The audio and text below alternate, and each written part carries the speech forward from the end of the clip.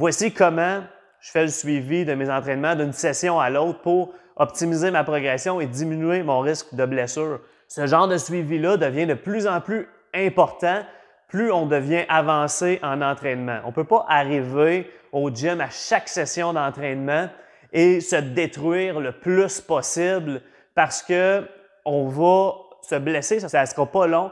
En fait, ça va être très rapide qu'on va se blesser et on va limiter beaucoup notre progression. Donc, ça peut fonctionner dans les premières années, mais quand ça fait 3, 4, 5, 10, 20 ans qu'on s'entraîne, on ne peut vraiment plus utiliser la même approche. Il faut être beaucoup plus rigoureux dans notre façon de nous entraîner et surtout prendre des notes pour s'assurer de bien progresser.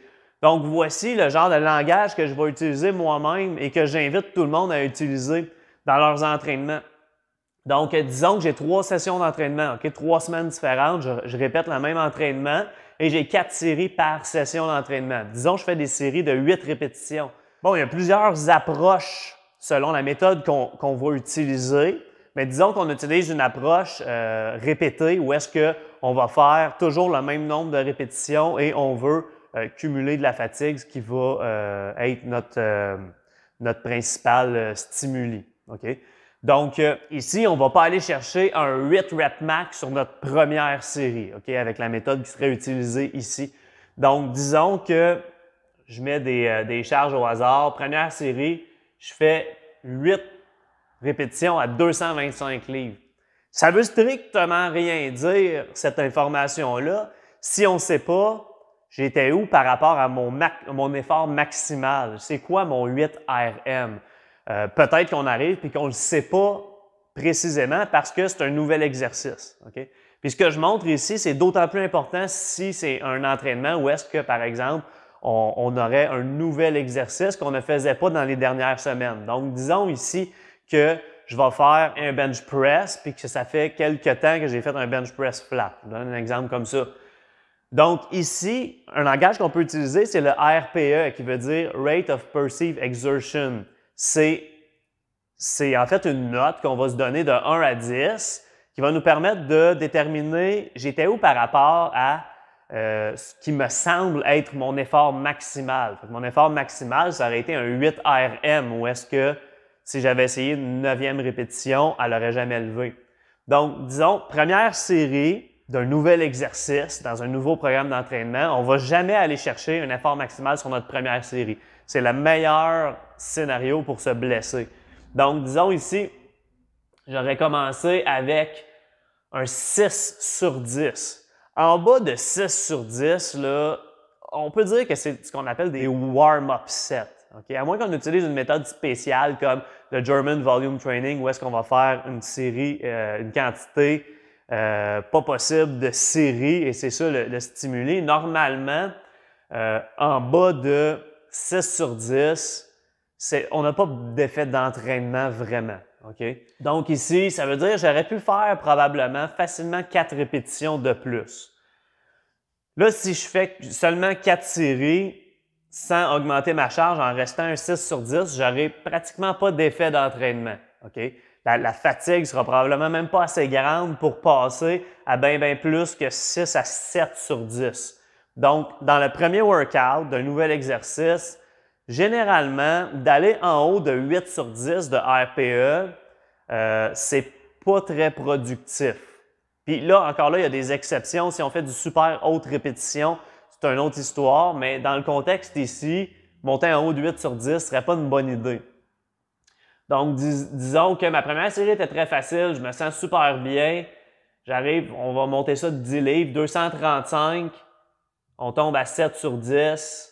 Mais là, ça s'en vient un petit peu plus difficile. Donc, troisième série, je vais faire peut-être une moins grosse augmentation, 240.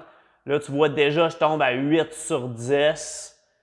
Et j'aurais pu, par exemple, rester là. Ou, disons que je me sens super bien. OK, je vais le laisser à 245. Puis je reste à 8 sur 10. Ça serait, par exemple, là, un scénario idéal d'une première session d'entraînement. Donc, deuxième session d'entraînement, c'est sûr que la charge moyenne utilisée, on voudrait qu'elle soit plus élevée. Sinon, on n'a pas le principe de surcharge progressive dans le temps. OK?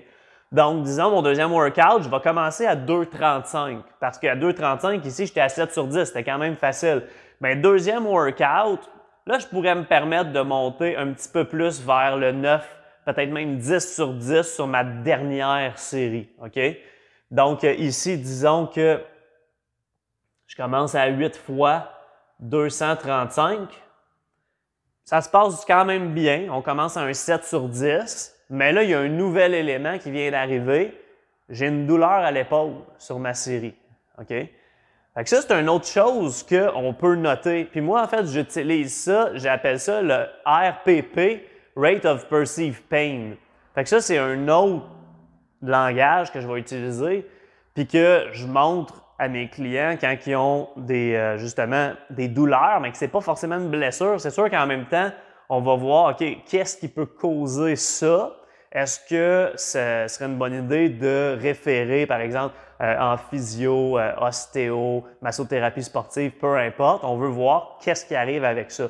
Mais c'est sûr que si on a de la douleur, on veut le noter et c'est sûr qu'on ne veut pas que ça l'augmente dans notre workout. OK? Donc, par exemple, je commence ma série, je fais mes séries de warm-up, ça va bien, je fais mon premier working set, puis j'ai une douleur quand même d'un 5 sur 10.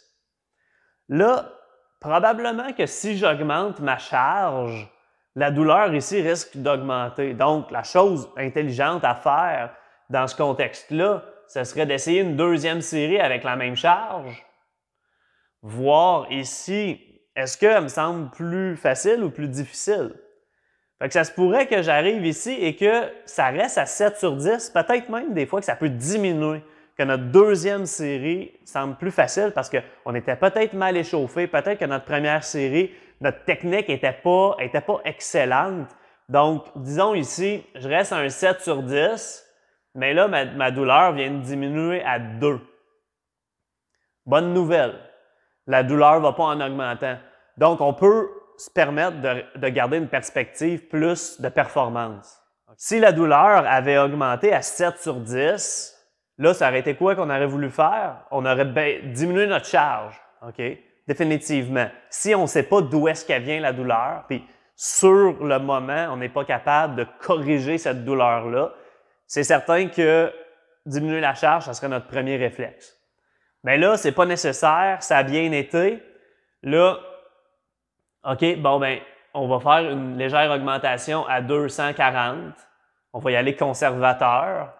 Et là, c'est un petit peu plus difficile. Mais la douleur, elle reste pratiquement absente. Donc, on sait que, OK, probablement pas en train de créer plus de problèmes. Et on pourrait se réessayer à 245. Et encore une fois, c'est quoi le rate ici? Il pourrait rester à 8, par exemple, parce que là, il y avait l'élément douleur, OK? Mais là, par exemple, ici, je le note, là, c'était à 0 sur 10. Bonne nouvelle, on a eu quand même un workout productif, mais on n'a pas, ou probablement pas, créé un problème ici, OK? À cause de la douleur. Puis si on regarde notre tonnage moyen, il est plus élevé en fait parce qu'on a commencé notre première série plus haut que la précédente. Donc ici, ça a été de la bonne manière de faire pour ne pas se blesser. Et on a eu quand même une certaine progression. Workout suivant, ce serait quoi la logique?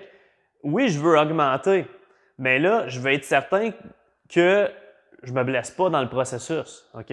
Fait que là, ce qui serait logique, ce serait, ben regarde, on va commencer avec la même charge que la dernière fois, donc à 2,35. Et là, cette fois-là, c'est facile.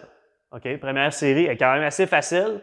Et ici, moi, je le noterais. Je le noterais parce que quand tu regardes l'historique, tu le sais que, OK, il y a 2 workouts de ça, j'avais de la douleur. Mais là, ici, ça tombe à 0 sur 10 de RPP. Donc, parfait, là, on va y aller avec la performance parce que là, il n'y a pas de douleur. On est à 6 sur 10 ici. Bon, ben, je pourrais essayer de dire, OK, ben, je vais aller à 2,45 directement. 7 sur 10. Fait que 2,45 me semble aussi facile que la dernière fois à 2,35. Bon, ben, là, disons que c'est mon dernier workout. Là, j'aimerais ça y aller avec un effort maximal parce que c'est ma dernière session. OK? Donc, ici, je pourrais y aller, par exemple, 2,55 parce que là, ma deuxième série était facile.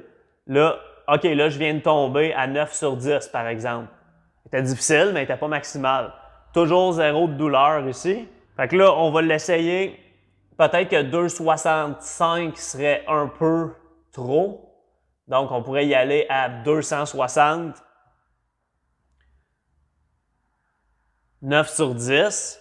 Disons c'est ma dernière session là, de ce programme-là. Je pourrais probablement me permettre de rajouter une 5e série, juste pour tester, c'est quoi vraiment mon maximum. Pas se permettre de faire des RM, des efforts maximaux, au moins une fois aux 3-4 semaines. OK? Certaines personnes peuvent se permettre de faire plus souvent, d'autres personnes moins souvent. OK? Donc, ça dépend vraiment. Donc, par exemple, ici, je pourrais dire, bon, ben, gars, je vais le tester, là, je vais en faire une dernière 2,65, 10 sur 10, parfait. Fait que là, si je regarde ma progression au fil des semaines, ben, je passais de finir à 8 x 2,45, 8 x 2,65. C'est une excellente progression là, sur le fil d'un 3 semaines. Donc, de noter les choses comme ça, c'est la base. OK? Juste au moins marquer le nombre de répétitions. Parce que, tu sais, si ici, j'avais fait des 8 répétitions, mais ici, j'avais tombé à du 5, si je le note pas et que je m'en souviens pas, prochain workout, si j'essaie d'augmenter ma charge, ça fonctionne pas. OK? Donc, d'avoir au moins les répétitions puis les charges, c'est la base. Après ça, quelqu'un de plus avancé, ça peut être une excellente chose d'utiliser le système de RPE pour voir, OK, j'étais où par rapport à mon maximum. C'est sûr qu'un débutant ne va pas faire ça parce qu'il n'y a pas de référence de maximum. OK? Il s'est jamais entraîné souvent à l'échec musculaire, donc il ne sait pas s'il est à son max. Mais quelqu'un qui a plus d'années d'expérience en entraînement, ça, c'est une très bonne chose à noter. Et quand il y a de la douleur, on veut le noter aussi, pas juste j'ai de la douleur, mais est où ta douleur et comment? Tu la ressens comment? Est-ce qu'elle progresse dans tes workouts ou elle diminue? Est-ce que d'un workout à l'autre, elle augmente? Donc, si par exemple, j'avais commencé avec une douleur de 5 ici, troisième workout, je commence à 6, quatrième workout, je commence à 8, ça fait longtemps là, que tu devrais être allé consulter quelqu'un, un thérapeute, pour voir qu'est-ce qui fait ça. Parce que là, tu es en train de t'aligner vers une blessure qui va probablement te limiter pendant des semaines, voire des mois à progresser. Okay? Donc, j'espère que vous avez trouvé ça intéressant. S'il vous plaît, partagez mes vidéos si vous trouvez ça bon. Puis, je vous dis à la prochaine.